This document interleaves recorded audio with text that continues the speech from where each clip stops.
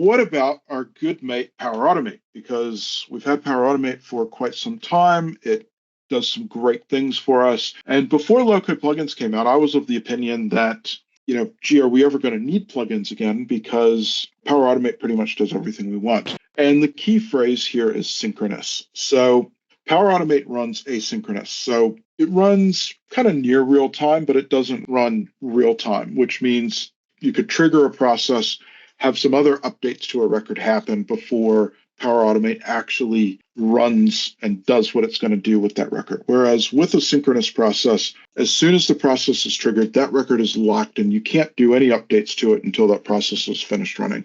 So this is generally a requirement if you're working in the financial or the legal world where you need that record absolutely locked down until when a process is triggered until it's finished running. So that's the big difference between when you would use a plugin or Power Automate.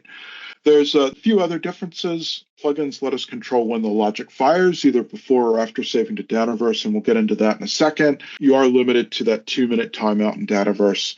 At any time you have requirements that exceed Power Automate, plugin is a good choice. Power Automate is great when you need to do some heavy-duty looping or processing or anything that would exceed that 2-minute timeout in Dataverse. Plugins don't let you loop at the moment, or at least I haven't figured out how to do it, so Power Automate is going to be your friend for that. Power Automate is great when you don't have pro devs available to build plugins or you have a process that exceeds what PowerFx is capable of. And this is a bit of a controversial one, especially with some of the new features. I personally believe that Power Automate has better process traceability as compared to plugins because you get that detailed view step by step for here's what triggered it, here's what went in, here's what came out, here's what the error is. So my personal view is that Power Automate gives you a bit better traceability than plugins, but open to other views on that. And when we do get into some of the new features, there is some really cool traceability that's come into low-code plugins.